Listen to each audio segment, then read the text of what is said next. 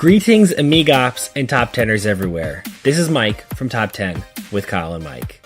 This week, as every week, I am joined by our lovely, tea-sipping, bespectacled, vest-wearing co-host, Kyle.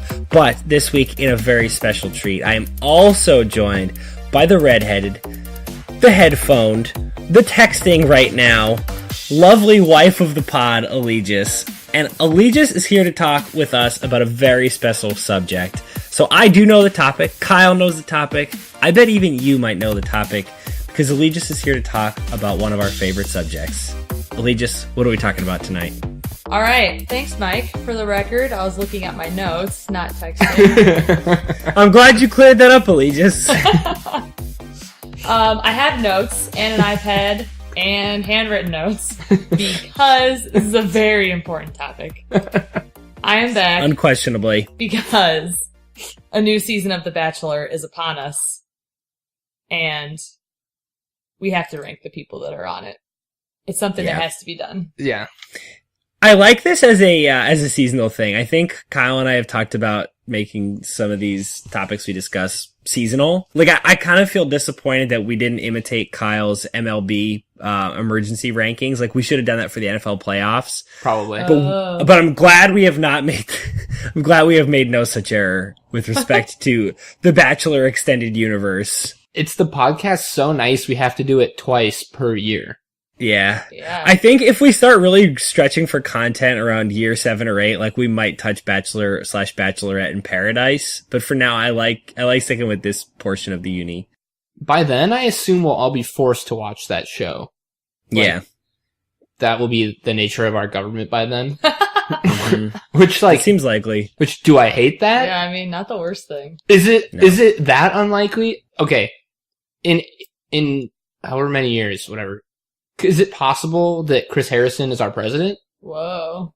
He's more places than I thought. I would assume if this were the way it goes, Ryan Seacrest would probably be our president. But I think that Chris Harrison's got at least a fighter's chance. I don't know. You know, Chris Harrison hosts Who Wants to Be a Millionaire now. It's true. Ugh. Also, just in advance, before Quinn corrects me, I think the phrase is a puncher's chance. So, excuse me. This is why I don't use phrases. My bad. We live in fear. Sorry, Quinn. It's entirely possible that Quinn won't listen to this episode. I was just gonna say, do you think that Quinn's love of correcting us is so high that he'll actually watch a 3-hour premiere of The Bachelor just to comment on it? Just a fact check. I don't know if he watched The Bachelorette one. I think Quinn could still find enough things to correct us on, even without having watched it. Because, like, that little slip that I just had there, no context, he could swoop that baby up. Probably. You're probably right. Yeah. Yeah. All right. Well, now that you called him out on it, though, now he's got to find something else. Yep. All right. So as far as some criteria for this, I didn't want to just do the people that I liked the most because I think that Colton and I might have different tastes, and I also wanted to consider who would go farthest on the show. Okay. I also took into consideration how memorable their interactions and their limo entrance or their, intro montage, how memorable those were. Mm-hmm. And of course, how attractive they are. That has to be on it. Mm-hmm. Yep. Just how generally appealing they are.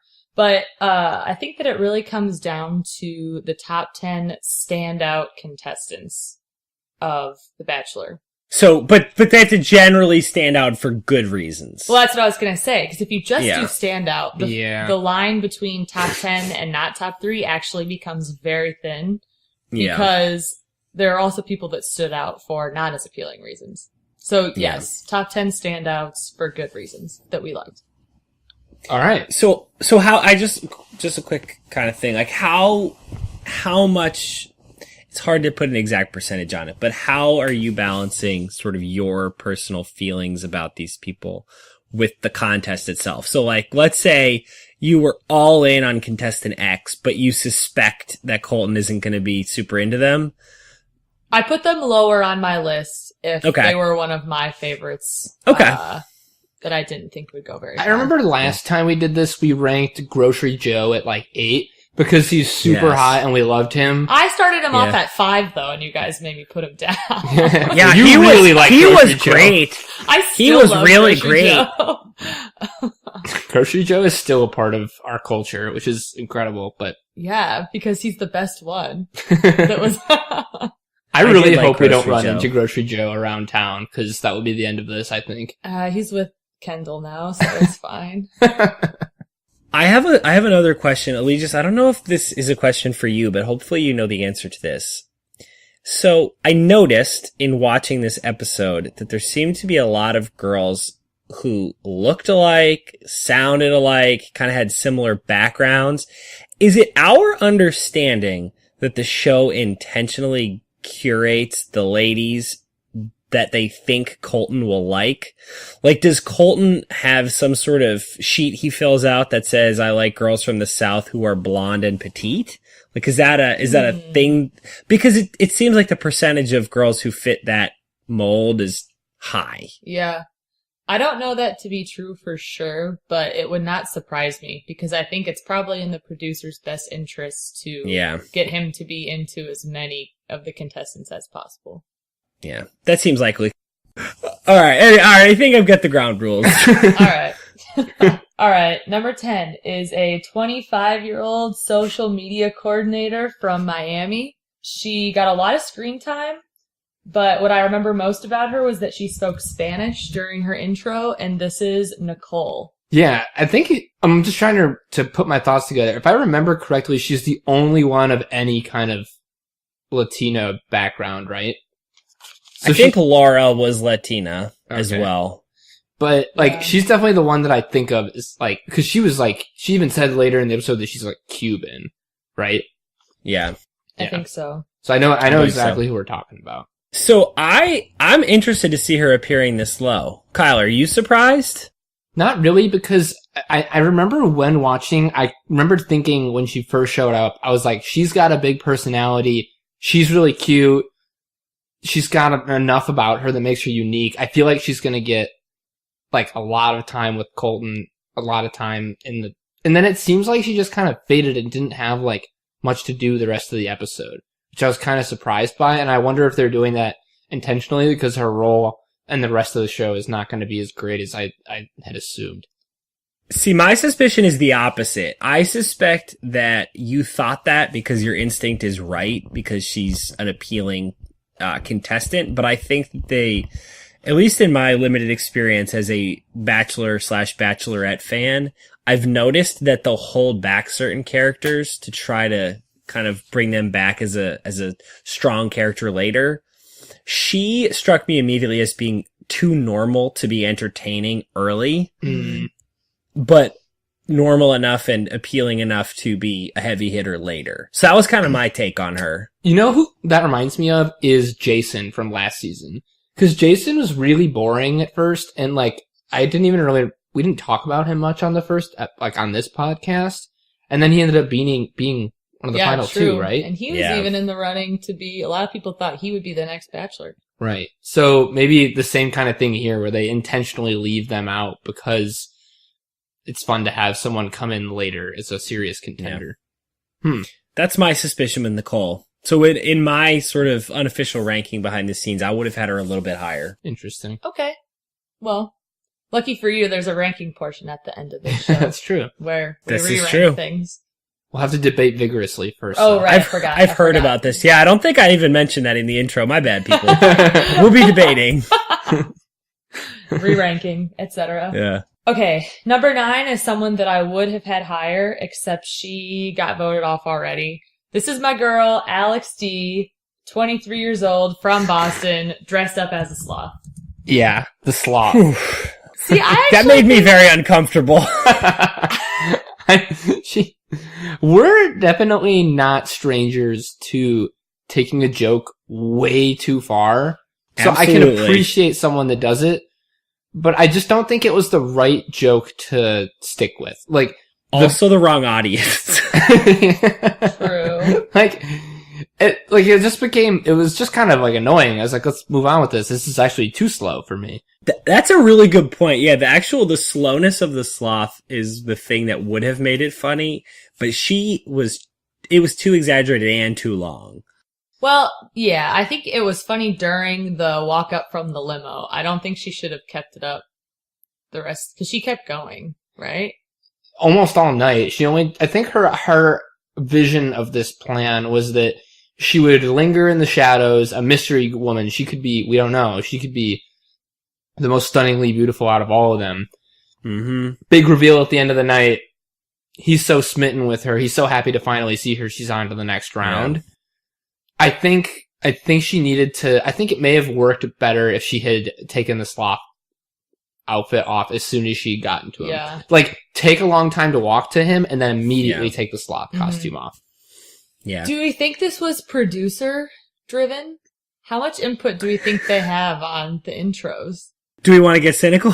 Yes. Yes. I suspect that a lot of the decisions over the course of the show are producer driven, but I especially feel that about the intros because I just think logistically, if you told me on short notice, like, book a horse-drawn carriage, I don't know who to call. I just don't really know where to start. Like, White Pages? So, same with the sloth costume. Like, that was a pretty professionally done sloth costume. You're not getting that at some joke shop. Like, that's a lot of work. Yeah. My question is, like, did she think that would be funny? And because I could entertain a scenario where she wanted to do a sloth costume and approached the producers with this idea, right, and they were able to procure it because they're the producers of The Bachelor. Yeah. Well, because they would have to pick the right person to give each of these gags to. But they also have interviewed them and stuff at length, so they could do that. I don't know. I don't want to get too cynical. I want to enjoy the show for what it is. It's just really too bad for her if the reason she got eliminated is because of the sloth costume, if it wasn't even her idea, you know? That's a good point. Plus, I actually think she's really pretty. The thing is, she was... Yes, she's quite pretty. I thought she kind of looked like Anna Kendrick. Here's the thing about her. Like, she must have had a really, like... Because, alright, if it's me... Cause it's not like he all night was like, that chick is still in the sloth costume. Like, he wasn't interacting with her, right? So, yeah, but Colton was also doing a terrible job being the Bachelor on this episode, in my opinion. That's true. We can talk about that a little bit more later. My point is that, like, his two interactions with her were like, she's in a sloth costume, and then briefly later, she's still in a sloth costume. She takes it off. So, like, his total time of seeing her in a sloth costume isn't that long. And then she's pretty. Like, she's really nice looking. She must be really not fun to talk to if, like, in the next few minutes, she's unable to convince him that she deserves, like, one of 20 spots. Yeah. Right? Yeah. Just too bad. It is too bad, because you would expect someone who wears a sloth costume to be pretty fun. I would expect that. You'd expect them to at least be able to talk in an amusing fashion about the sloth costume. Yeah. Like, you'd expect there were some bullet points in their head that could make a smooth conversation about the sloth costume. But it was just, I think it's an audience issue. Colton, I think some of my favorite moments of this episode were the moments when he was incredibly embarrassed. Mm-hmm. But he was clearly very embarrassed and confused by this gambit. It did not work for him. I wonder if she went the candid route and she got out, and she's from Boston, right? She's like, oh my god, I'm sweating my balls off from that sloth costume. He's like, yeah. Yeah, that would have worked. If she said I'm sweating my balls off, I think that would have worked. I don't know. As the stand-in for the Boston crowd, I can say that would have worked on our people. Yeah. If Colton was from Boston, he'd be like, all right, this is over. Yeah. Tom Brady. Well, do you think he was uncomfortable with this whole intro because it was just yet another virgin joke? Which we will also continue talking about. Oh, yeah. That's a good point. I forgot about that angle. But the thing with that is that there were some much worse virgin jokes that didn't seem to deter him. That did much better. Yeah, exactly. So I don't think that was a huge part of it. When do we want to discuss his virginity? Can we talk about that now, or do we want to wait? Well, actually, number 8. We should talk about it during number 8. Because number 8 is cool. Our 26-year-old medical sales rep from Sherman Oaks, California. This is Katie, who rolled up with a deck of cards, and he took the V card. That's right. Oh, boy. That's funny. It's funny stuff. Katie, that's a good one. So originally, I thought he was going to really dislike everybody who did the virgin jokes because he seemed really uncomfortable by it. But then he kissed her later in the night. One of 3 that he kissed. So it's true. I don't know. Can't figure out what he's thinking. I think he probably was expecting a lot of this, right? So because if he eliminated everybody that did something like that, there'd be like 4 of them left. Yeah. I feel like. So he's built up a tough skin. Like they made fun of him all last season. But he just looks so tired of talking about it. Every time he has to talk about it, he already looks exhausted. And it was the first episode. I don't blame him. When the show started, we were making fun of it, and I was like, I'm gonna do a virgin counter. I'm gonna track every time they talk about his virginity. And I lost track. Like I couldn't keep up with it the whole episode. Yeah.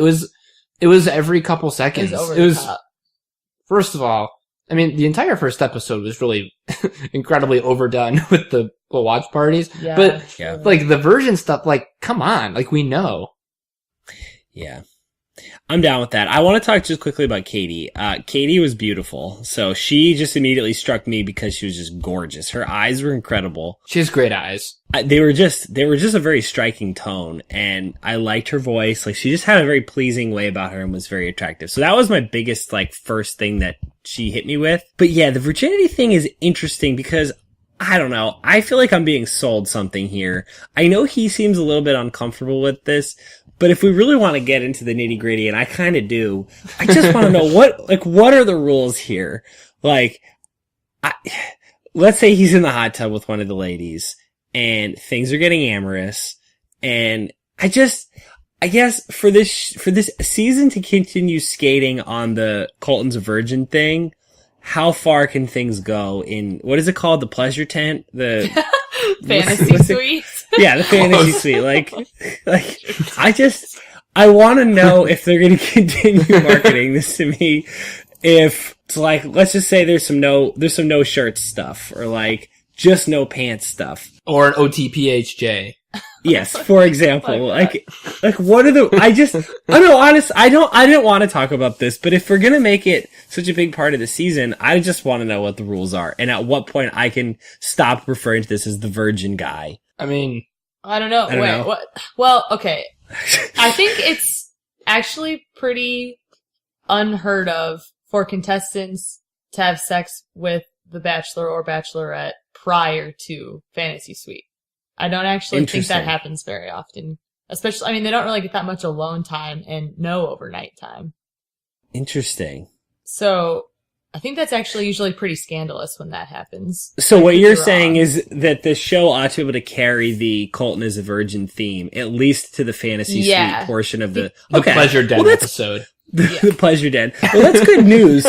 That's good news because I think they're clearly leaning into it. I guess my real concern is not so much for what qualifies him as a virgin. I'm not super interested in those logistics. I'm much more interested in, like, when the show will give up on it. Like, what has to happen? No, like, they will talk about it all the way. Yeah. Fantasy Suite, we're gonna hear it. It'll be a record amount of time. Okay, but I'm saying, like, what if there's, like, a very clear sex situation going on?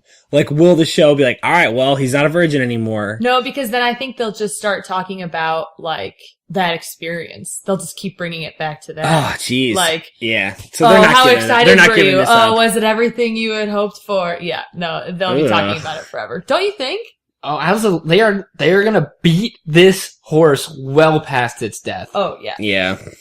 We know this. We're there already. It's gonna be, and the thing is, they're gonna play montagey music. It's gonna be like that. It's gonna be like that scene from 500 Days of Summer. They're gonna animate bluebirds. It's gonna be like. Oh, you're so right. They're gonna show him waking up at the Pleasure Den the next morning, and he's gonna be like, do do do do do do do, and they're gonna play "You Make My Dreams Come True." He's gonna do like a heel click and wink at Han Solo. Like, I can picture it all. You're so right, Kyle. Yeah, that's the exact scenario that will play out on this show. This feels so invasive. But I think that's exactly the point. Is I feel even on a show about people's personal relationships being publicized, I feel like I'm really invading his personal life, and I don't like it. So this is why I'm asking. I want them to drop it, but I'm concerned that there's almost nothing that could happen in the course of this show to make them drop it. Like, there could emerge secret footage from before the show was on. Like, he has, you know, a videotape release. I think they'll still keep doing this theme, and I just, I'm done with it. We've got a long way to go. Sorry, Mike. Yeah. This one's not ending anytime soon. No. Not until Pleasure Den episode. Nope. That was number 8, yeah? So that means it's time for one of our favorite ever segments. Oh, yeah. How are we going to know this? Wait, how are we going to know this segment is started, though, Kyle? I've heard through the grapevine that there's not top 3 music now. Yeah. Yeah. Thanks, Kevin. Yeah. Wait, hey, Kevin, play that stanky beat.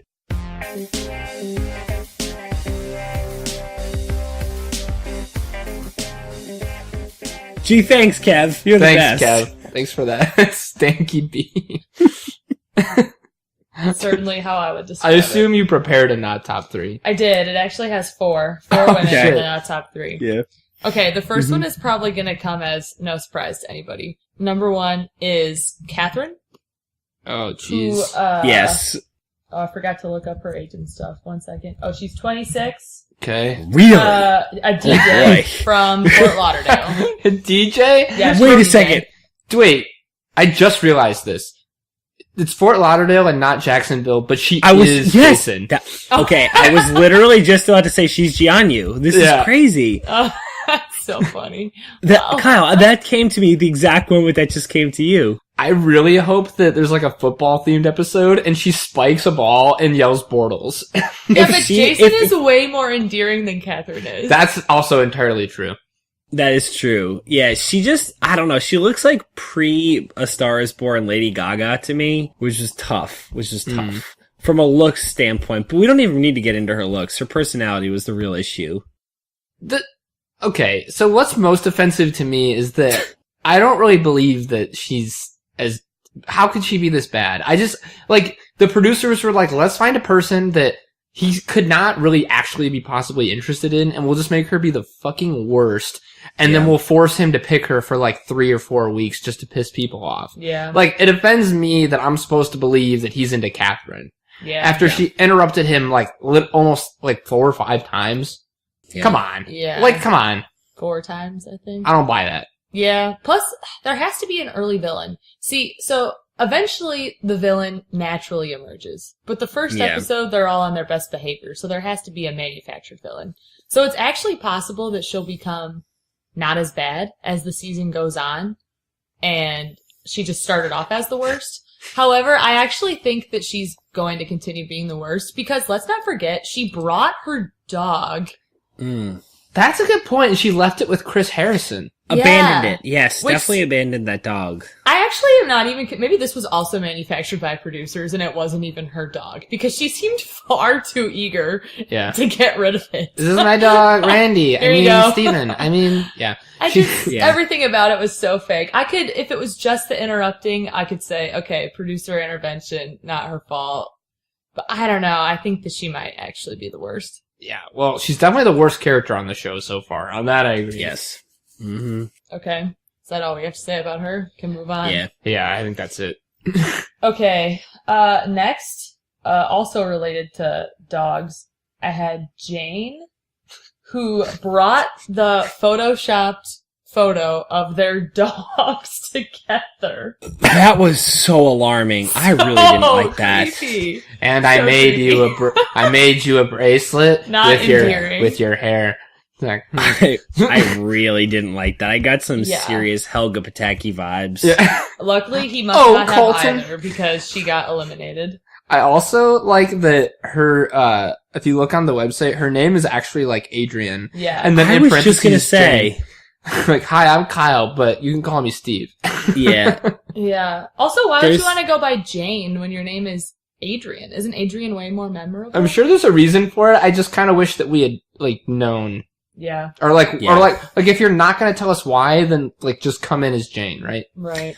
I actually totally agree with that. That's such a good take. Yeah, why even inform us of this discrepancy? Because that's just confusing me. They're like those, great point. It's like that commercial where the guy says, "I got you $1," and he's got it on the fishing hook. Like, they're just teasing. Now I'll never really know. I mean, I'm not gonna lose sleep over it, but I was like mildly irritated while I was watching. It's probably something stupid like her mother's name is the same thing, and that's just how they differentiate them. And if that's the case, why tease it? Like, it's implying that there's a story. Yeah, that would have been a fun story for her to tell him, you know? Yeah. Instead of bringing a picture of their dogs together. That might have been a better approach. I don't know. That also reminded me, now that I'm thinking about it, this reminded me a lot of How to Lose a Guy in 10 Days, when Kate Hudson brings a photoshopped photo of her baby with Matthew McConaughey to, like, their second date. And the baby's hideously ugly. It's incredible. It's a good movie. That is a good movie. Oh, it's my favorite rom-com all time. Wow, number one? Wow. Number one, yep. Wow. Maybe we'll have to do a top 10 someday. Well, you just I feel like that'd it. be a ton of fun. Yeah, well, unfortunately, that's just the deal. Everybody knows that's the best rom-com of all time, so we can move on from there. All right. Well, maybe I'll prepare that list later. Mm-hmm. In case you were wondering, Jane is 26, social worker from West Hollywood. All right. That's got to be a fascinating job. Yeah, moving on. I know. It conflicts with her personality. Like, you look at that, you're like, oh, awesome, selfless, interesting, engaged person, and then, like, total weirdo creep. All right, next up, 25-year-old, a recruiter from California. This is Erica McNutt. Oh, McNutt! Yeah, I had no idea her name was Erica. I know exactly who we're talking about when we talk McNutt. Okay. So, a couple things. Bringing a bag of nuts. Lame intro. So lame. But she is the only person on this entire episode that made me laugh out loud. Because later on, some other chick showed up in a Cinderella coach. And, yes. And I think it was that one. Yeah. And McNutt, they're all like looking around the door, you know, like they do. And McNutt goes, well, gee, now I feel kind of stupid for bringing a bag of nuts. Or she said something like, well, I could have done more than just bring a bag of nuts. It was so, I felt like they didn't know they were being recorded because it seemed so genuine and like simultaneously making fun of herself and the other person. I thought that was very funny and very endearing. And like, it wasn't a virgin joke. So I admit I was pretty smitten with McNutt. But then I'll tell you where she went wrong. Immediately during their sit down, she asked him why he is a virgin. Yeah. Which, 1, not the most important question. 2, have you not watched any Bachelor? Okay. So I want to dispute this just slightly. So I think you make good points about like just beating this dead horse. And yes, she probably should have done some research, but I think of the questions you could possibly ask or the topics you could possibly broach, why are you a virgin is actually an interesting one because it might lead you to a conversation about how you feel about relationships and what relationships you've had. I know, a little bit of a stretch, but I do think I could picture myself having a real conversation with a person where I try to get an understanding of their views and like that could lead somewhere productive. Yeah. Here's the problem. I totally agree with you and I think that's a really valid point.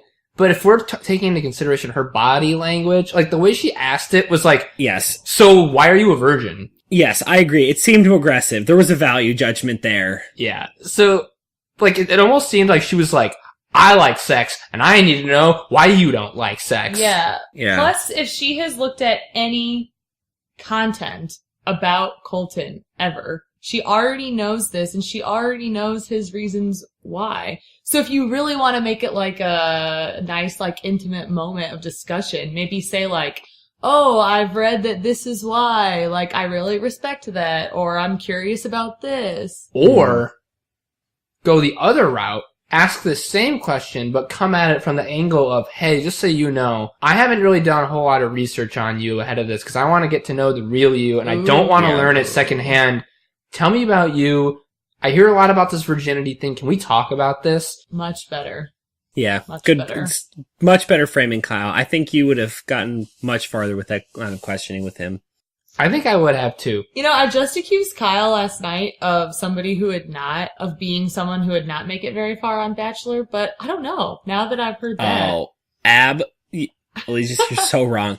The Bachelor of Life, Kyle has made it so far. The number of groups that Kyle has penetrated and then eventually risen to the top of is stunning.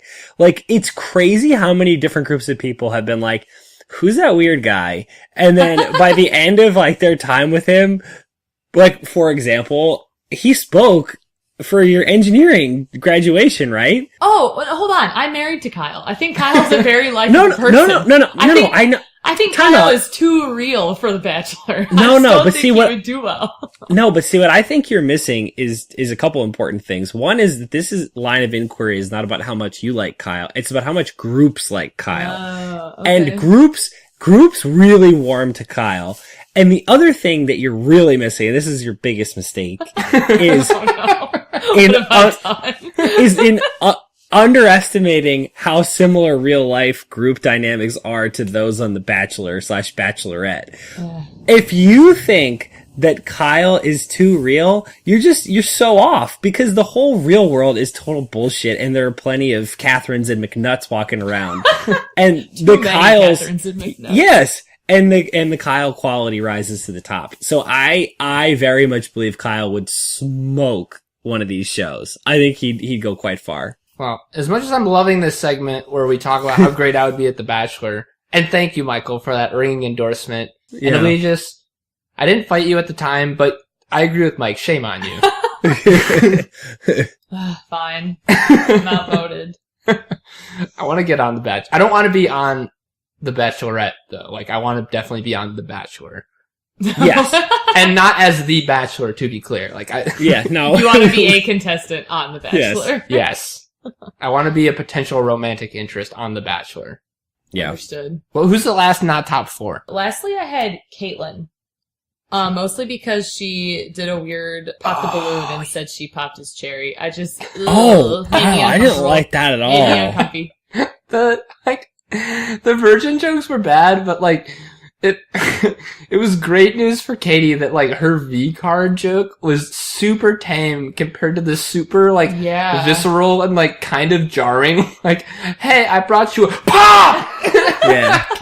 Yeah, I totally agree. And that's not a phrase that one hears in polite company. No. I also thought that people just didn't say that anymore. Yeah. I felt uncomfortable saying it just now. I almost omitted her because I didn't even want to go there. Yeah, I agree. It's just a violent image that with the balloon that she actually popped. I know, right in his face. Yeah, jeez. But what's unfortunate is, aside from that, I found her to be kind of a pleasant and attractive and seemingly normal person. She is really pretty. She got a rose. For sure. Yeah, that was a very odd and aggressive tone she struck there. Oh, man. She's 25 from Toronto, eh? And she's a realtor.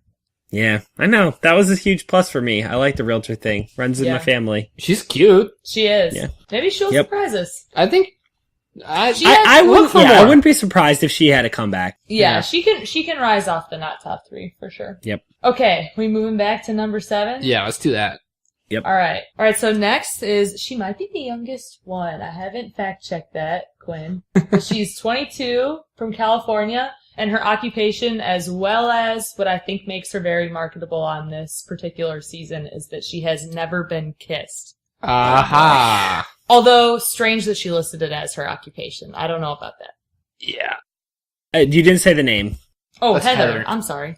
Okay. I think it's just. I've just been calling her Never Been Kissed. I think like that's kind of her name now. Well, she made it her name. She put it as her occupation. So, like, how do you get away with that? Like, is she unemployed? She's only 22. She might be. I like how your mind doesn't go to, like, how does this, seemingly normal person go this far without being kissed? Your question is... How doesn't she have a job? In what world is she listing this as her occupation?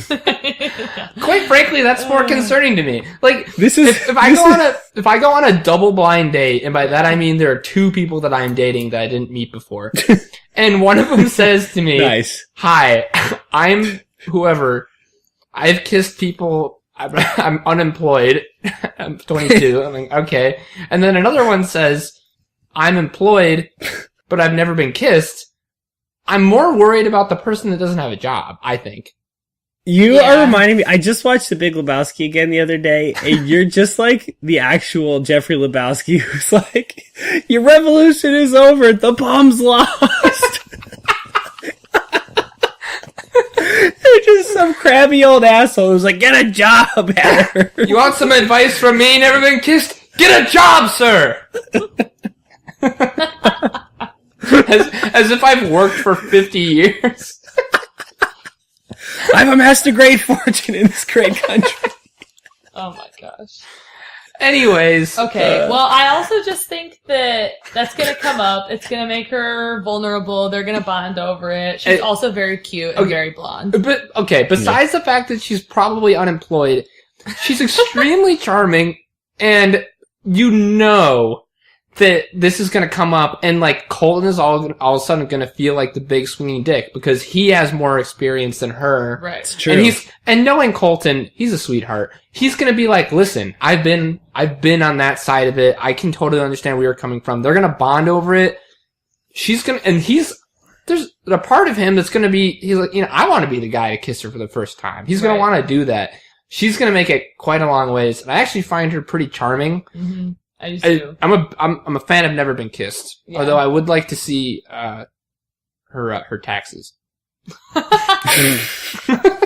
I'm very interested because I got kind of a different vibe from her, which I've identified a certain like subgroup of women who show up on shows like this, which is that I think there's some girls who, when you knew them when they were younger, like you knew them at a time when everybody was on sort of a more even footing, like attractiveness just didn't matter as much when you were a kid because you're a kid, and nobody really paid attention to this person because they didn't have a ton of personality. But then they were older and really pretty, and somehow they just sort of depended on that as their calling card, but never really developed the personality. Mm. That was the vibe I got from her. Like one of those girls who you went to high school with, and you don't remember her because you didn't remember her being a particularly captivating person, but then she got really pretty later and did pageants or something, and you just kind of missed it. I don't know. That was just the vibe I got from her. I think some of these girls were clearly like had grown up with a better personality, whereas I felt like she was somebody who maybe who was just super pretty and didn't have a strong personality. I don't know. Do you think an age difference of even just 3 years, that could be a maturity thing? I actually think that's a really good point. I think that's very possible because I didn't get the same sort of like confident vibe from her that I did from some of the other contestants. She's 22. Mm-hmm. I mean, there are people on the show that are 33. There's like such a huge difference in life experience. Yeah. Oh yeah. Yeah, that could be a part of it. But I think maybe that's what I was picking up on. It's possible. I like that observation. Well, I had her at 7. I got a defender. Well, I do like her, though, actually. I hope she goes far. Okay. Next, this person caused quite a stir on social media before the season even started due to an Australian accent. Oh, yeah. This is Brie, our 24-year-old model from LA. So I actually like the accent thing. This might be a hot take, but I think I like it because so I've consumed a lot of content this week in preparation for this, and I read somewhere that someone was saying it was genius the way she phrased it. She says the accent is Australian to him. Yeah. She doesn't say I am from Australia. And then if you notice during the rose ceremony at the end, she's back to an American, her real voice. So we missed where she reveals that she's not Australian. I assume that happened at some point. They didn't put it in the episode. But I actually think that was kind of a clever way to get noticed. And she dropped the act after the intro, so I'm not faulting her for it. I like it. We had this discussion the second she showed up on screen, because the immediate take was, this is such a shit idea, it's going to come out eventually that she's not Australian. And we said right then, it's a clever tactic if she drops it immediately. Right. And it seems like that's exactly what she did, but that's not as exciting, and so I think they're trying to obscure that and make us wonder, is this still a secret that needs to get out? Yeah. I don't think it is, though. I think it's like it was a whole thing before the first episode to hype it up, and now they've moved on. Are they just... You don't think it's going to get addressed? Like, I'm sure there'll be something, but I don't think it'll be a huge reveal or a huge, like, controversy throughout the season. What do you think, Did you guys Mike? like her? I don't know. So I take this as evidence of a little bit of personality. I liked it. I thought it was a clever move. There were not a ton of girls in this show who were showing a little bit of flavor and personality and humor, and I thought this was pretty funny. So we're all in agreement, the three of us. Yeah. I was into this. I couldn't help but be reminded of the episode of Parks and Rec when Tom puts on a British accent for that girl, and like keeps doing it and then doesn't do it and then does it again. So I was definitely reminded of that, which just made me smile. But I liked it. I thought it was a good move. And to my ear, which is not as attuned to Australian accents as both of yours are, I thought it sounded pretty good. I was impressed. Yeah, she had a really good one, I thought. It only became like really apparent to me that she was faking it when at one of like the watch parties, they put her next to two like real Australians. So kudos to her for making it work, because it's very easy to fuck up an Australian accent and go into like British or something else. Yeah. Yep. No, I thought it was legit. Anyways. I also thought she was pretty. Yeah. Yes. I think I'm just going to end up saying that about every single person. But none of them are not pretty. Yeah, that's true. Very true. Well, they're probably the ones that I'm not going to mention, because if I had no notes written for someone, like AKA not memorable at all, they're just not on here at all. Yeah, that's tough. Okay, next. Lots to talk about with this one. This is 23 from Red Oak, Texas, interior designer. This is Demi. Is she the crazy eyes? Yes, she has such crazy eyes. She has the crazy eyebrows specifically. Oh, really? Is that what it is? I think that's what it is. That's actually the only thing yes, that is the only thing I have written on her in my You didn't have written down that the thing she opened with was that her mom is in prison for embezzlement? No, I wasn't. I actually was I kind of liked that because I thought it was a nice little open in that it was revealing something about herself. It's nothing to do with her. Like, she didn't embezzle. I thought it was nice that she was willing to reveal something about herself. And I also thought it showed a nice commitment to her mom. I don't know what their exact situation is, but the fact that she was willing to talk about her mom like that, I don't know. I'm sure there's a lot of details, but I thought that was actually kind of cool. I was really just struck by her eyebrows. Man, those things were caterpillars. Yeah. You can confirm, Allegis. So, Allegis, in preparation for watching this, printed out the headshots of all the girls so she could take notes. Mm-hmm. Mm-hmm. And I was just scanning through it before the episode, and I stopped on her, and I go, oh, she's crazy. She's got the eyes. And then I was right. Like, can we confirm that I was able to peg this just from looking at her headshot? Yeah, she didn't disappoint. But, like, I think my favorite part about her whole thing was when they were setting up the whole my mom is in prison thing, they were sitting, like, in her kitchen, and the producers were like, okay, we're gonna pretend to call you from federal prison. And then and she picks up the phone and goes, hello? And it goes, hello, this is federal prison. Yeah, we were dying. Like, as if you get a call. Like, first of all, federal prison doesn't call you for visiting hours, but then if they were to, they wouldn't say, hello, this is federal prison. Yeah. Either that or, I don't know. Do you think it's like, I don't know. It doesn't matter. So as somebody who has watched and listened to a great deal of true crime material, this is like a staple of the genre. They do a thing where they go, it'll be it'll be a woman, always a robotic woman's voice, like, hello. This is a collect call from the upstate New York correctional facility. Oh, that's exactly what I was going to say. And then it's like, Joanne Snurdada. And then, would like to talk to you. And then it's like, you pick it up and, oh, hi, Mom. Oh, yeah, embezzlement. Uh-huh. But it's classic.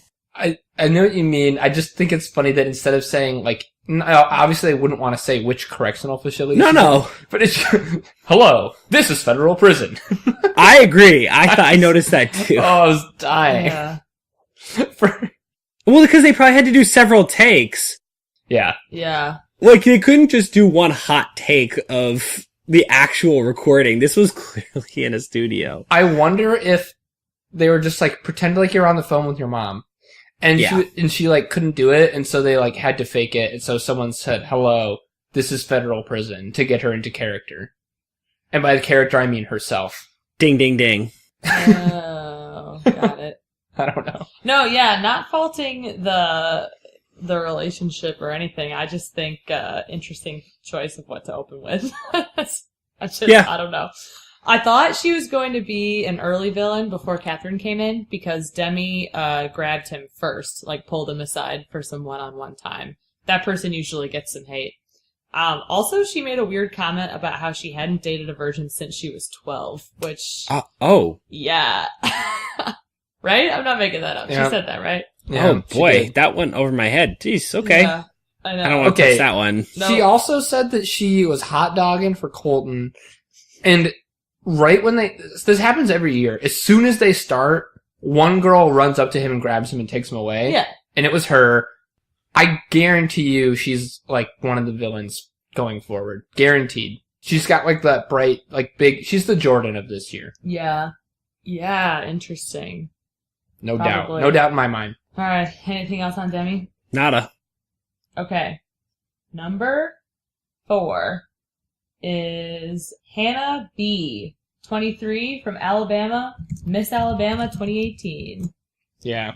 Okay, so just right off the bat, like, so not for me, but so for him. Yes. Like, oh, yes. She was created in a lab for Colton. She rubbed me the wrong way from the start. I did not, of course, like the fact that she went to Alabama, or at least was a big fan of Alabama, but just, I don't know, she just wasn't for me. I actually thought she seemed kind of nice. Like, by the time I had enough screen time with her, I realized she actually seemed like a likable enough person.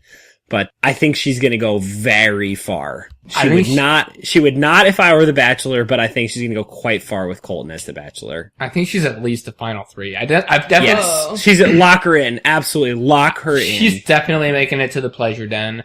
I think it gave me perverse satisfaction to know that as we were watching this live, her football team was getting mercilessly destroyed.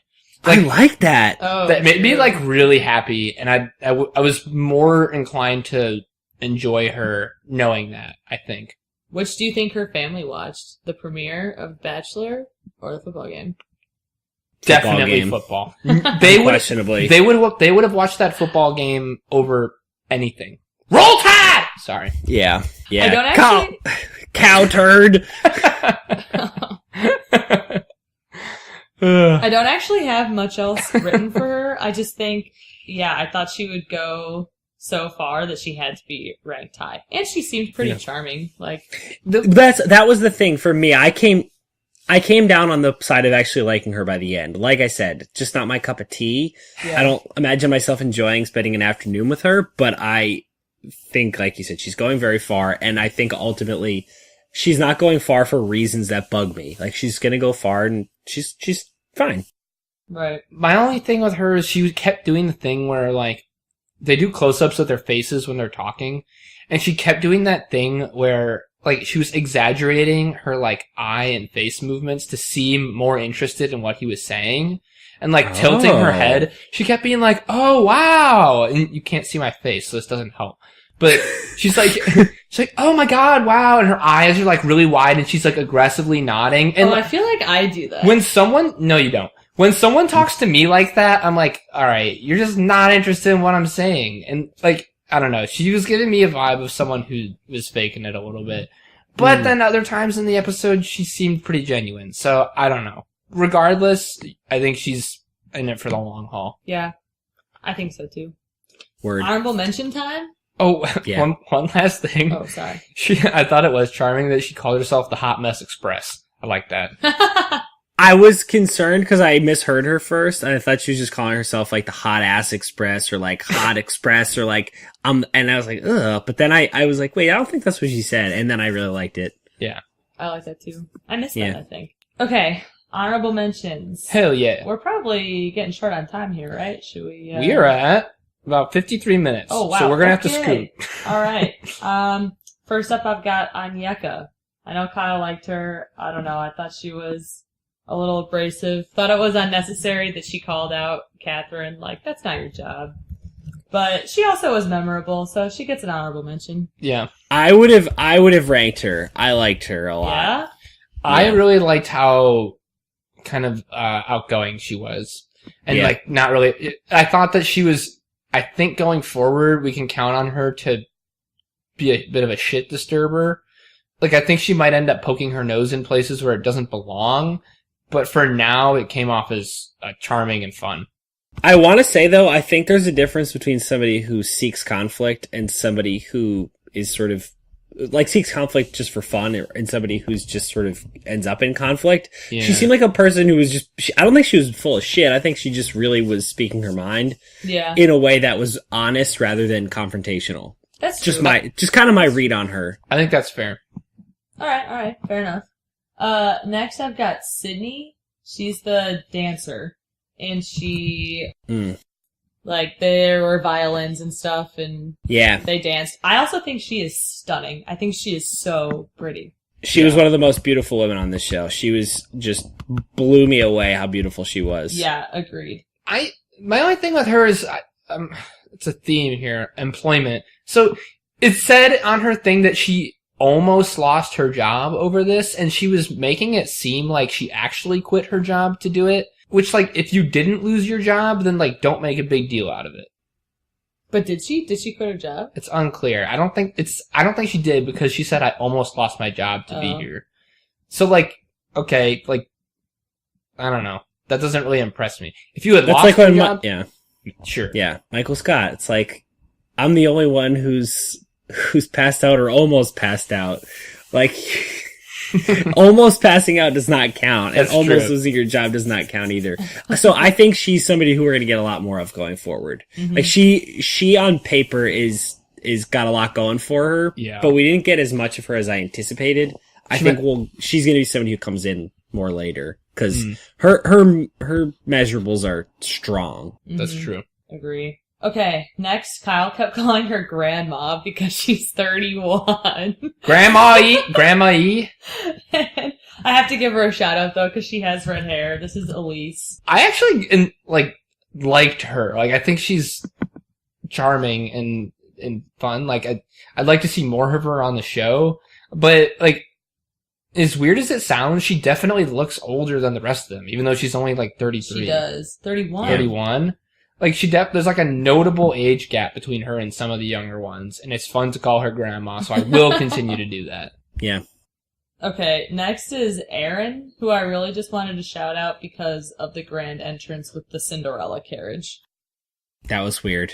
Also, she put her occupation as Cinderella, so another one that we have to ask. Are you employed? You know what I was into? I suspect this was Chris Harrison, but whatever savage... like, camera guy or producer on that show put a pumpkin on the ground next to her when she walked out. Because that was amazing. Fucking brutal. Yeah. Agreed. Top notch. Next is Courtney, who I really only put on here because she brought a Georgia peach and then later on in the night said, I want him to know that I'm more than just fruit, which I thought was so funny. I want to say she had some line that was kind of a little dirty that I thought was funny. I'm trying to remember. Peach related? I feel like it might have been related to the peach. Feels like there's a kind of an easy... Yeah, I think there was something peach related that I found amusing. I don't remember. Alright, next is Kirpa, who had the incredibly shiny dress. Hold up. So, I think she's one of the most beautiful people I've ever seen. That's what Kyle said too. I don't see it. I really don't. She was stunningly gorgeous, really normal, and really likable. So if you're doing the Michael power rankings, she's very close to number one.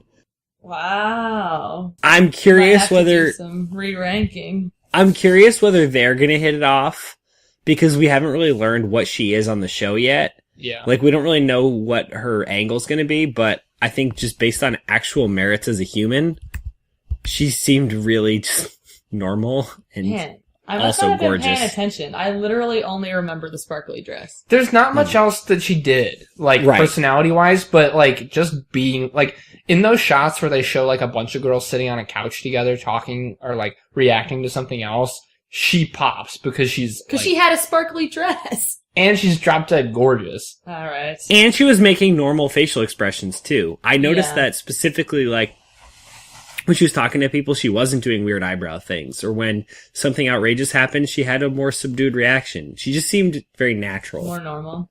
Yeah. Okay, fair enough.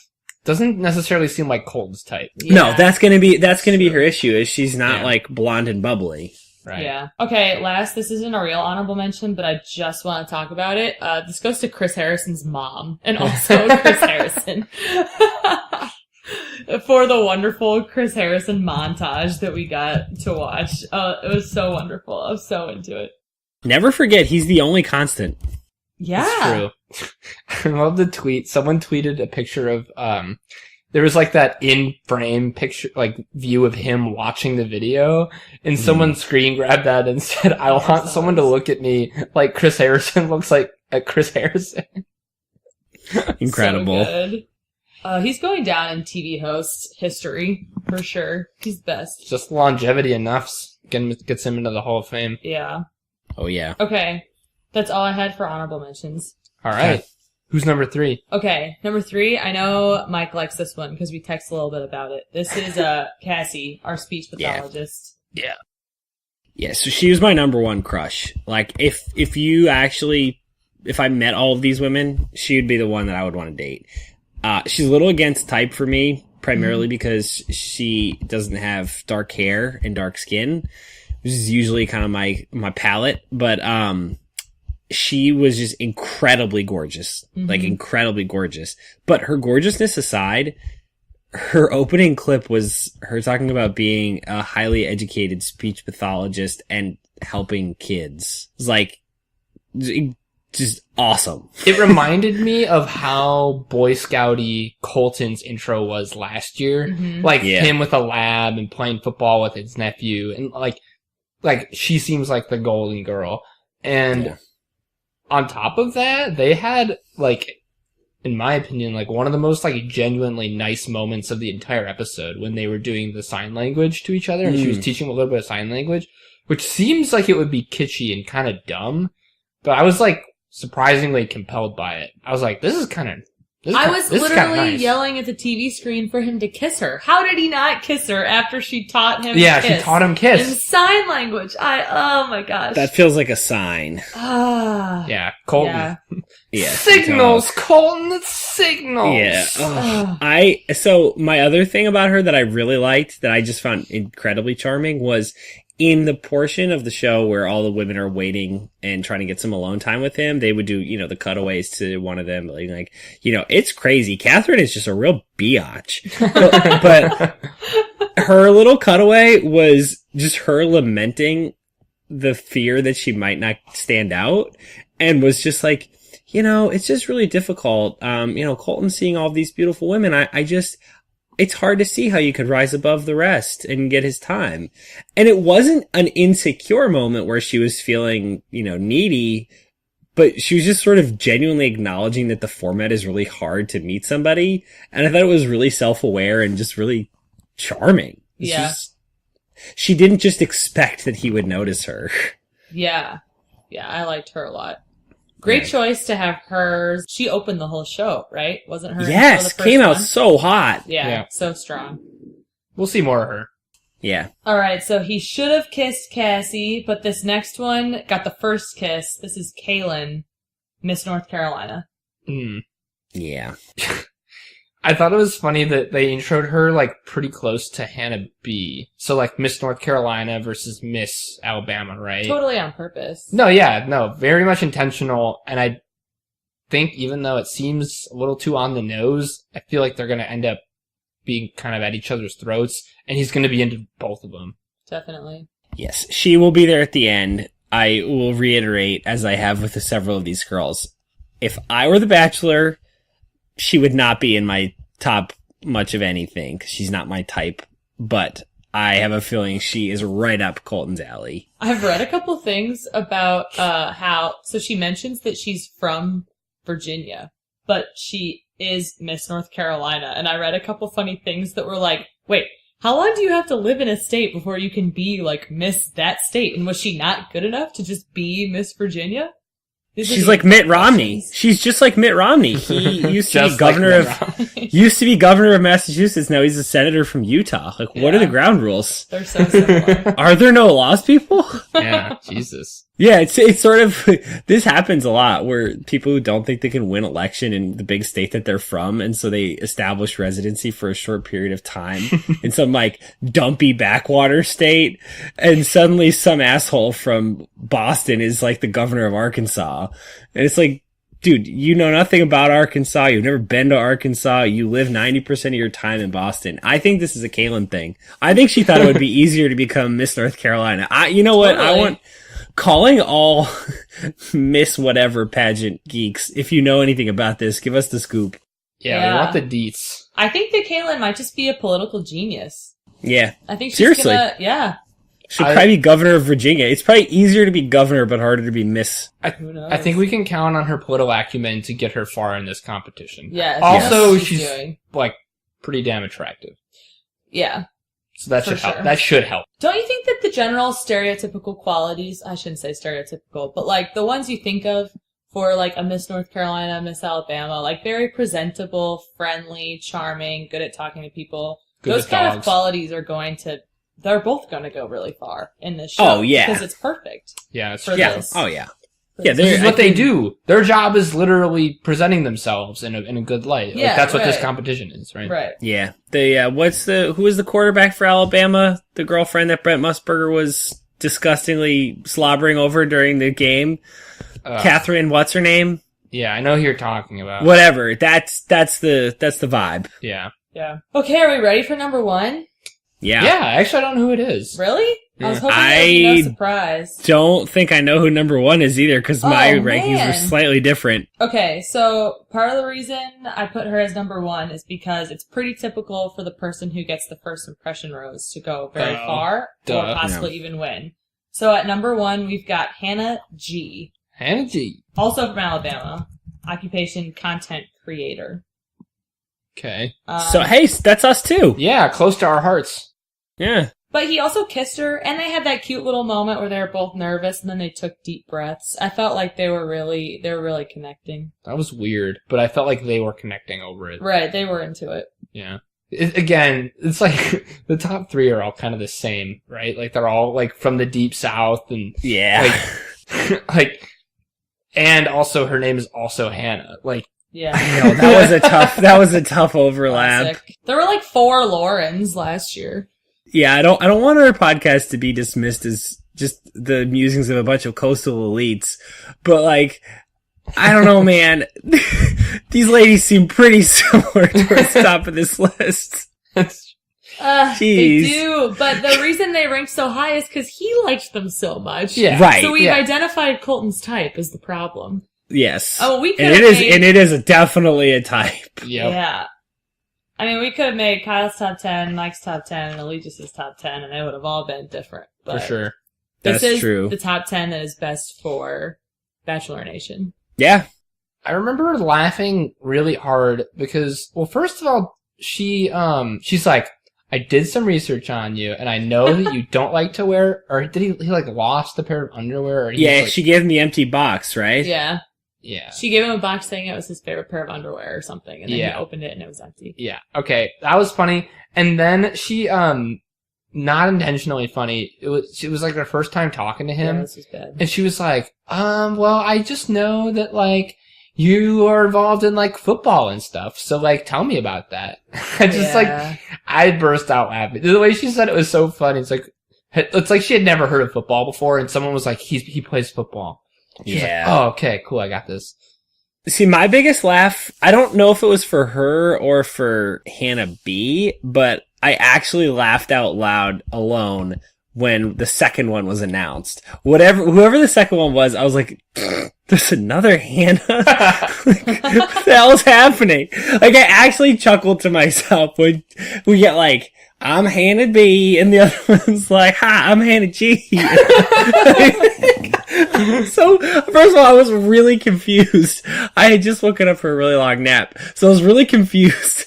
And second of all, just like, once I figured it out that they were two different people, just like, couldn't get over how funny it was. I kind of wish that there was a third Hannah, but she was Hannah Z, and she was like straight up Russian. Oh, that would be fun. Hello, I'm Hannah Z. And he's like, what? It's Gru's other cousin. This sort of feels like the Ashleys from Recess. But it's the Hannahs.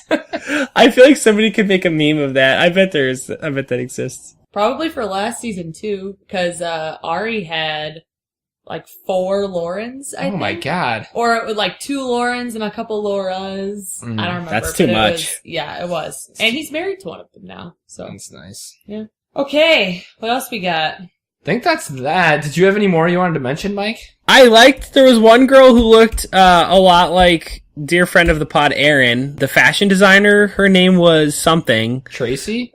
Was it Tracy? Was she the fashion girl? Yeah. Yeah, she looked wardrobe stylist. Yes, she looked an awful lot like friend of the pod, Erin. Huh. My only issue with her was that she was a stylist, but I hated her outfit. Yes, you're not the first person I've heard that from. Felt ironic. She also got him a pair of handcuffs, which was like... That was strange. It was a little aggressive. But she said she was with the fashion police, so... Yeah. I thought Angelique was gorgeous. Mm-hmm. I wrote that Revian was beautiful as well. There was somebody who danced, or somebody who worked out. I forget. I think it actually may be one of the girls we talked about, but who did a workout sequence at the beginning. Oh, that was Katie.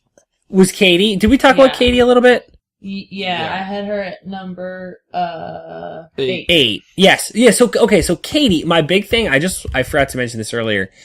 She legitimately looked like she was really good at working out. I was super impressed by that, because typically these workout montages are people who have never been in a gym before, but she was very athletic. But looking through this, I don't think I had a ton of other ones. Yeah, I think that was kind of mainly it. I've got like random stuff that I wrote about a couple of them, but that was it. That was it for like big stuff, I think. I think you got really all the girls that I would have considered legit contenders, plus I already noted some of the ladies who really tickled my fancy. I would just mention, I thought Devin was really beautiful, and I felt bad for her because she did not make it to the second day. She did not get a rose, but her exit interview, they staged her right next to where all the other girls were celebrating and drinking champagne. So she's like crying in the middle of her exit interview and turns around and like embarrassingly like looks away because all these other girls are like drinking and cheering right next to her. I felt like the pumpkin thing was mean but funny.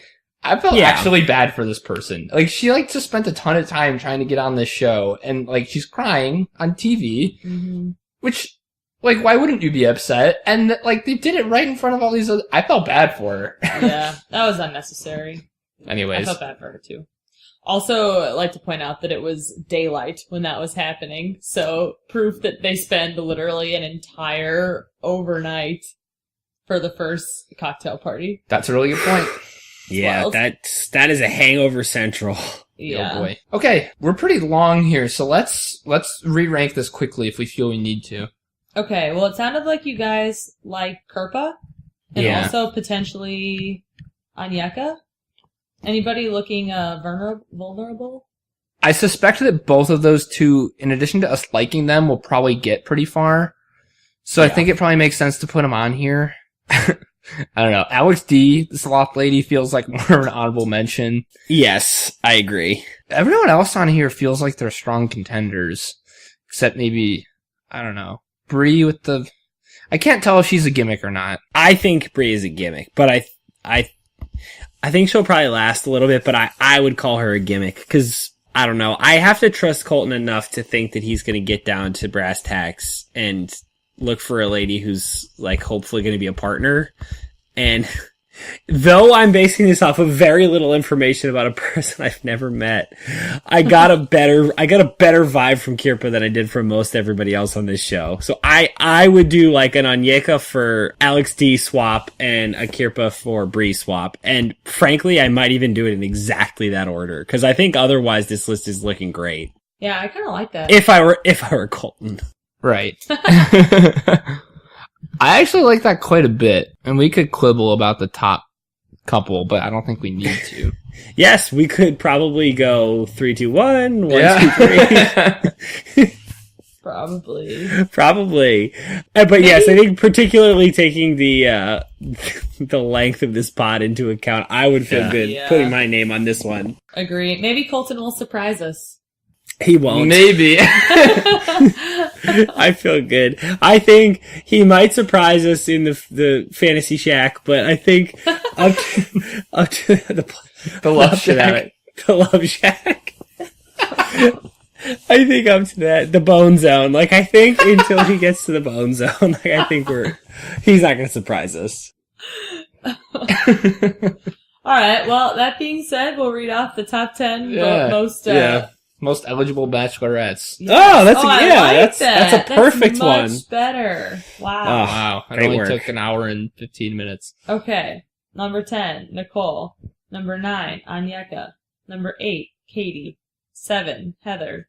6, Kirpa. 5, Demi. 4, Hannah B. 3, Cassie. 2, Kaylin. 1, Hannah G. I think that's a beautiful list, Allegis, and I think you are a wonderful viewer of The Bachelor and The Bachelorette. You are a wonderful guide to these two boobs trying to wade into these waters. I'm happy to have you wading along beside me now. Yes. Bachelor is incredibly entertaining, and I intend to keep watching. Good work, amigops. That's it for this week. Don't forget, as we mentioned, our nasty beats are put down by Kevin MacLeod. Yep. Dear friend of the pod, Aaron, put together our artwork, as usual. Yes. Mm-hmm.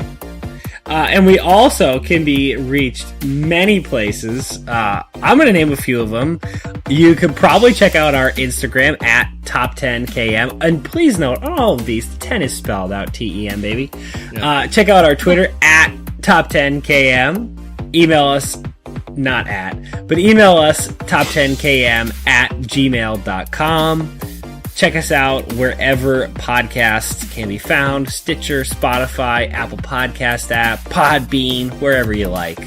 I think those are a couple of the big ones, Kyle. That's what I would want to say. I agree. I think you've done a good job telling people where they can find our podcast. Thanks, Kyle. Well done, sir.